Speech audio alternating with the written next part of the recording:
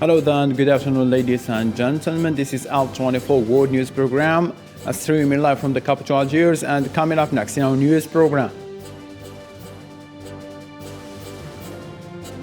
Voting has begun in France for the high-stakes second-round parliamentary election, with a surge in support for the left-wing alliance threatening recently re-elected President Emmanuel Macron's hopes for an outright majority.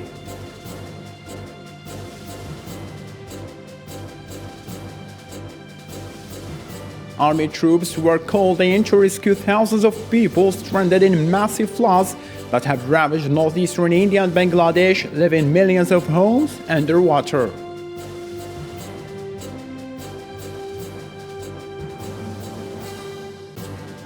U.S. health authorities cleared the Pfizer and Moderna COVID-19 vaccine for children aged 5 and younger.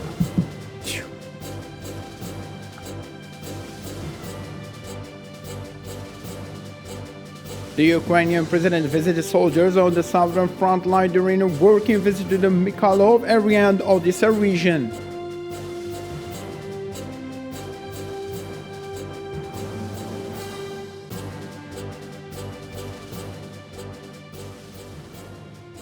Hello again and welcome. Those were today's top stories.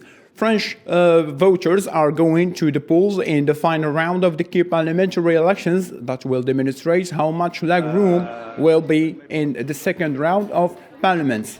These parliamentary elections in the last week's first vote that under firebrand Jean-Luc Mélenchon made a surprisingly showing sending fears through Macron's allies.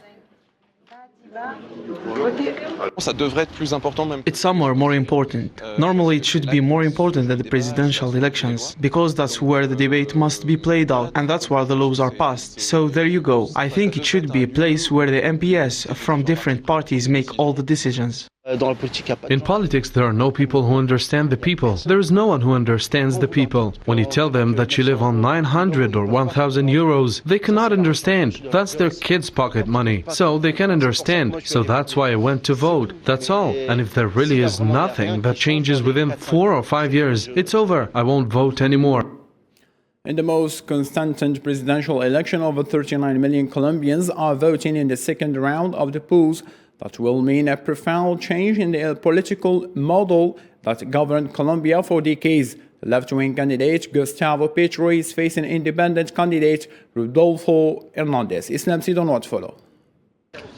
The electoral authorities are preparing the polling stations of Bogota and Bucaramanga for the second round of the Colombian presidential election on Sunday, while the Colombian government closed all its land and sea borders right before the final round. The result of Sunday is the legitimate result of the will of the people. The worker office will protect the vote of the Colombian people, and we made sure of that as a state, and the military and police forces have done a valuable job. Supporters of candidate Rodolfo Hernandez gathered in front of his campaign headquarters in Bucaramanga in hope for a victory against his rival left-wing candidate Gustavo Petro. Meanwhile, Petro, who promises profound social reforms, has met with his political allies for the last episode of the election. Aquí se reunió media Colombia. Half of Colombia met here, maybe on Sunday, with a popular vote. The goal is to reach an agreement with the whole nation. I mean, the other half of Colombia is coming here too. Some citizens in the capital Bogota are indecisive who to support in the election. I feel very disoriented, very sad and disappointed by this country. I don't like either of the two options as president. Absolutely not. I will vote because I will not stop exercising my right. Whoever wins the final round will determine the future of Colombia, which is undergoing a severe crisis impacting Colombians' living conditions. Massive floods ravaged India and Bangladesh, leaving millions of homes underwater. At least 9 people have also died as a result of lightning in parts of the country on Friday. Army troops were called in to rescue thousands of people stranded by the massive floods. According to local authorities, more flooding loomed, with rains expected to continue over the weekend. Both countries face threats from natural disasters such as floods and hurricanes made worsen by the climate change. Large swaths of southern China were pummeled by strong storms, causing floods in towns of mudslides in rural region. Living inhabitants stranded floodwaters. Rescue efforts were underway in some areas. The rainfall in some areas has been the heaviest in 60 years as the first wave of summer rains reached the peak of their power. To a different matter now, the Algerian President Abdelmajid Tebboune had a telephone call with his French counterpart Emmanuel Macron, during which they discussed bilateral relations and affirmed their determination to reinforce their cooperation with regard to the settlement of views between the two presidents, to raise these relations to a level of excellence, particularly after the re-election of President Emmanuel Macron for a new mandate, according to the press release. Algerian Foreign Minister Mr. Ramtan Lamamra delivered on Saturday in Kigali a written message from Algerian President Abdelmajid Tebboune to his Rwandan counterpart Paul Kagame, in which he affirmed his determination to continue working together to strengthen the bonds of friendship, cooperation and solidarity between the two countries. A ministry statement said that the meeting shed light on the determination of leaders of the two countries to establish exemplary relations and contribute advancing the continental agenda for peace, security, integration, and prosperity.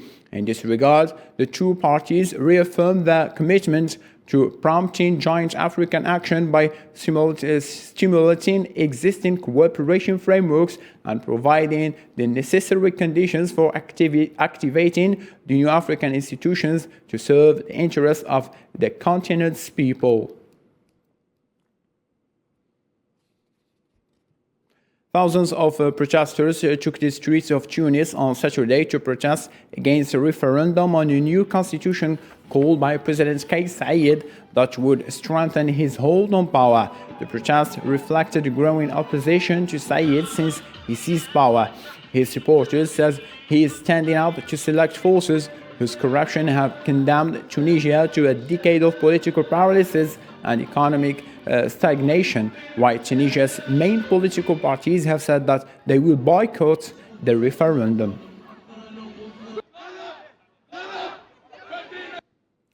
Ukrainian President Volodymyr Zelensky made a visit to the eastern and the southern regions of the country, Mykolaiv and Odessa. This comes at a time when NATO Secretary General John Stoltenberg and UK Prime Minister are warning that the war in Ukraine can take a longer period.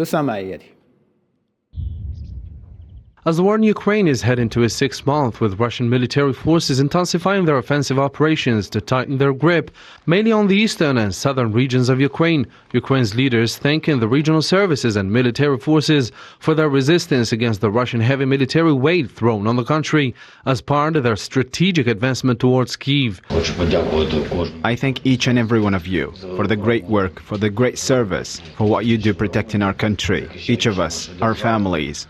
Ukrainian President Volodymyr Zelensky made a visit to the town of Mykolaiv in southern Ukraine for the first time. Zelensky inspected a badly damaged residential building and held meetings with local officials, as he also inspected the National Guard base in Odessa after Russia had intensified offensive operations. Thank you so much for this opportunity to see you, support you, and thank you for the hard, heroic, important work, your service to our country and each one of us. British Prime Minister Boris Johnson and NATO Secretary General Jens Stoltenberg have warned Western allies to prepare for a long haul in Ukraine as Russian forces intensify their assault. Important to go to Ukraine at a particularly critical time. The worry that we have is that a bit of Ukraine fatigue is starting to set in around the world. But when you got to understand, the Ukrainians are suffering terribly in the east of their country. Putin is continuing to commit appalling atrocities. The Russians are grinding forward inch by inch. The Russian army said on Friday that just under 7,000 foreign mercenaries from 64 countries had arrived to Ukraine since the start of the conflict, and that 2,000 of them have been killed.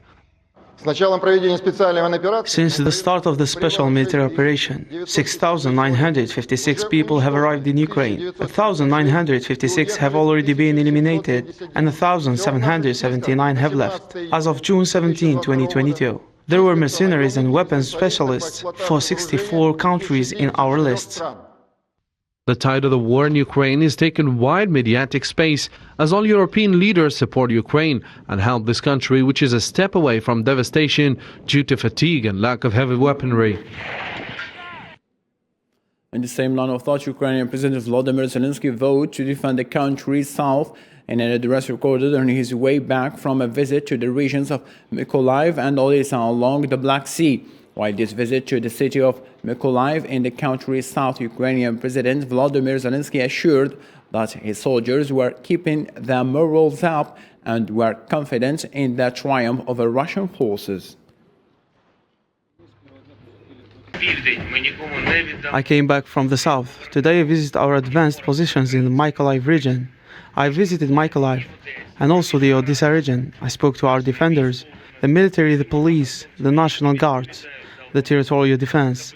They are confident, and it's obvious that they don't doubt our victory. European Commission President said Georgia has a strong EU membership application but had to come together politically and addressing certain priorities, leaving the Black Sea nation heartbroken. Meanwhile, the Commission proposed making Moldova an EU membership candidate. Georgia shares the same aspirations and potential as Ukraine and Moldova. Its application has strength, in particular, the market orientation of its economy with a strong private sector. To succeed, the country must now come together politically to design a clear path towards structural reform and the European Union, a path that concretely sets out the necessary reforms, brings on board civil society, and benefits from broad political support. This is why we recommend to Council to grant the European perspective and to come back and assess how Georgia meets the number of conditions before granting its candidate status. Away of Ukraine, Russia fell to the Middle East. The Zionists intensified the attacks on the West Bank and Palestinian territories these last 2 months, and the death of the 3 Palestinians early this Friday.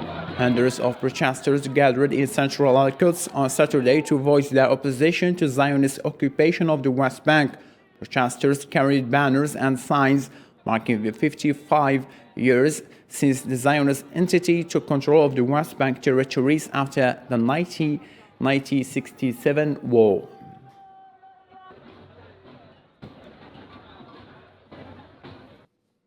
Ecuadorian President Guillermo Lasso on Friday announced a state of emergency in the 3 provinces of the country, including the compromising the capital, Quito, after violence during the protests by indigenous people over fuel prices.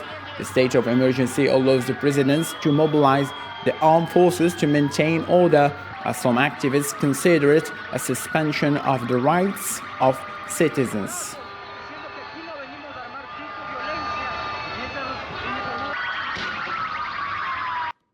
Thousands of supporters of North Macedonia's main opposition party gathered Saturday evening in the center of the capital Skopje to pressure the leftist governors to call an election 2 years before the end of its term. The center-right party accused the ruling Social Democratic-led government by miring North Macedonia into corruption, devastating the economy and letting public health and education systems worsen.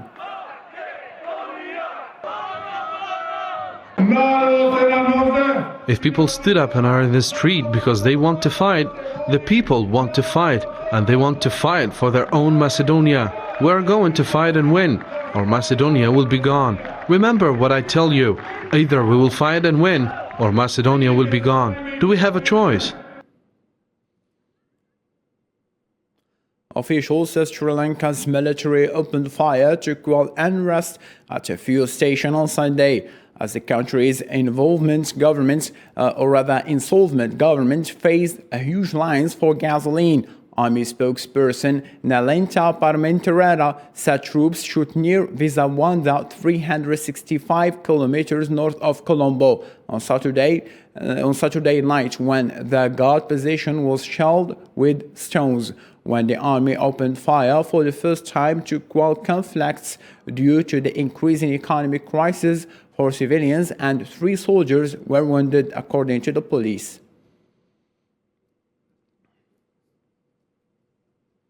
Thousands of people took to the streets of England's capital, London, to protest against the government's lack of action in tackling the cost of living crisis. Demonstrators who took part in the trade union organized protests against government policies were demanding that Boris Johnson's government do more to tackle the rising cost of living and provide a better deal for workers. It is worth noting, in April, inflation hit a 40-year high of 9% in the kingdom.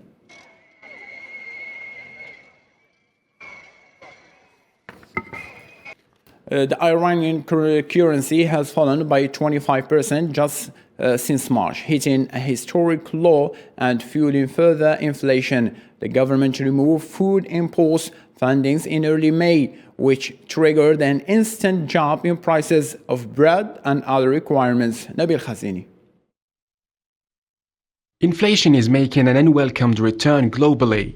However, in Iran, it's been there for years now. Since 2018, prices exceed a 30% jump annually.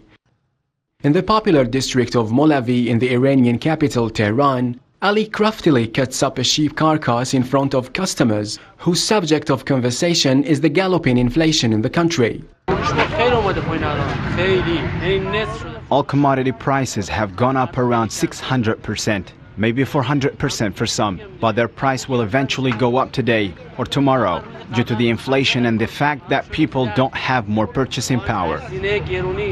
After the Iranian government's decision nearly a month ago to remove subsidies on bread, chicken meat, eggs, and even pasta, Iranians are witnessing a surge in the prices of all everyday consumer products. My sales have dropped dramatically, almost in half. People's purchasing power has dropped dramatically. What can I say? With these high prices, I can barely afford the rent from a house. It's true that after years of being financially blacklisted by the international community, Iran, in a way or another, has learned to cope.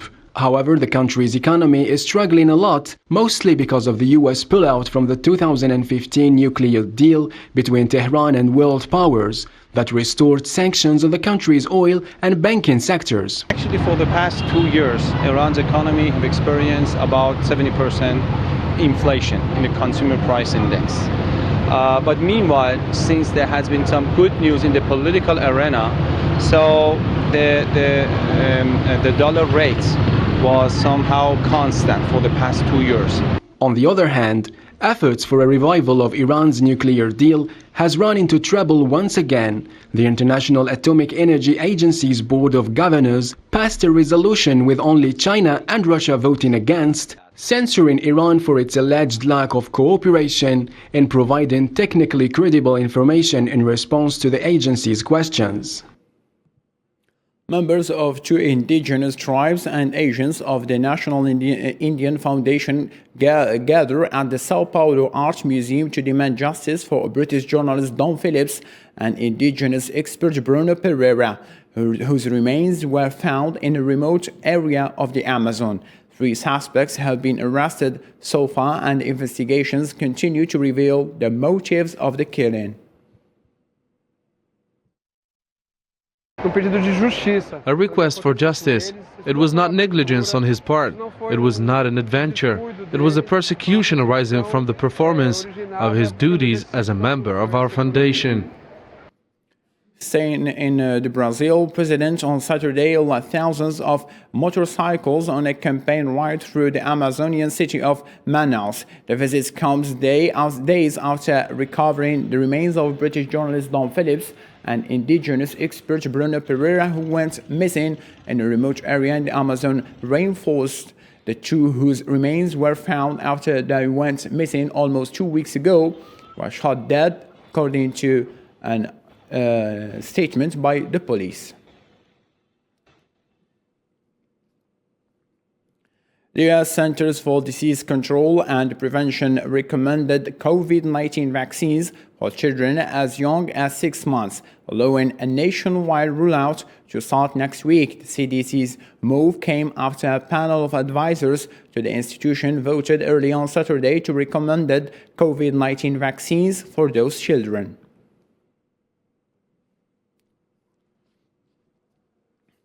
The Nepal government is anticipating shifting the base camp of Mount Everest as global warming and human activity are making the current location unsafe. According to researchers, the melting ice of the Himalayas, which is a result of the climate crisis, is destabilizing the glacier at the base camp.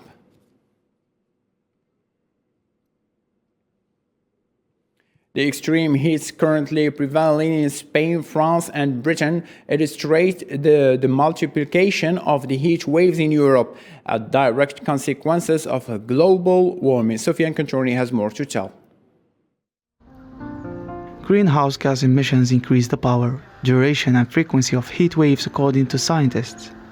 An extreme heat wave, the second in less than a month, continued to cross Spain on Wednesday with temperature above 40 degrees in several parts of the country, an unusual phenomenon at this stage of the year that began to move in France. Each time it will be worse and it will affect us at all levels. Physically, every year I find it harder to withstand the heat, not only in my work but also when we try to rest at night. The nights are getting tropical. So yes, it's hard, very hard, but we have to keep going. There is no other way.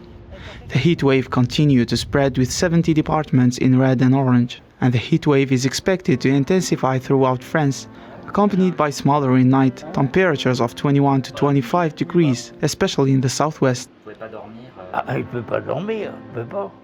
I can't sleep with my leg that hurts. Oh no, it's atrocious. I get up, I go there, I get up, I go to the bathroom. I come back, I drink a glass of water, then I sit down. I watch TV, that's it, until 2 a.m. Last time I stayed till 4 a.m.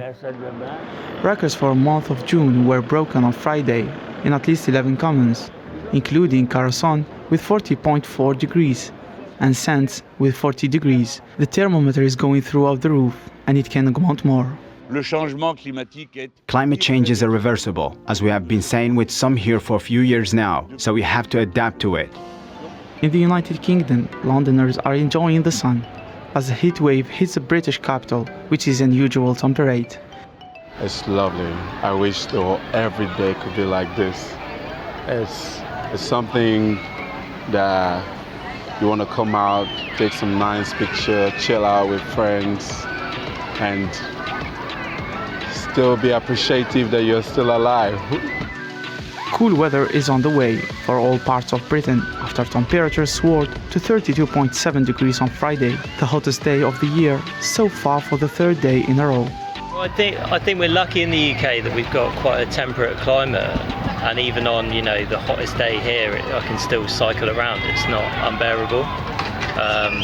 So yeah, I mean it's not as much a worry here, but probably is elsewhere. This huge heat wave is something new for the European generation. These are the 10 hottest years since 1884 in the European continent, and none of the coldest years have been recorded this century. To this end, ladies and gentlemen, let's have a reminder for our main top stories. Voting has begun in France for the high-stakes second-round parliamentary election with the surging support for the left-wing alliance, threatening recently re-elected President Emmanuel Macron's hopes for an outright majority.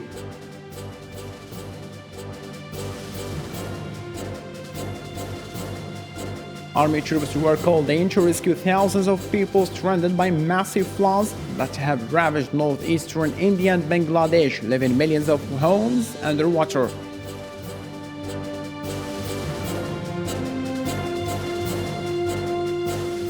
U.S. health authorities on Saturday cleared the Pfizer and Moderna COVID-19 vaccines for children aged 5 and younger.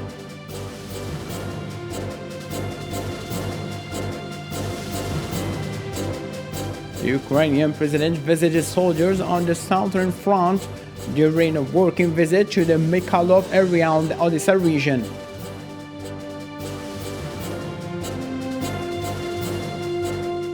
That's all for now. Thank you so much for being with us. Bye bye.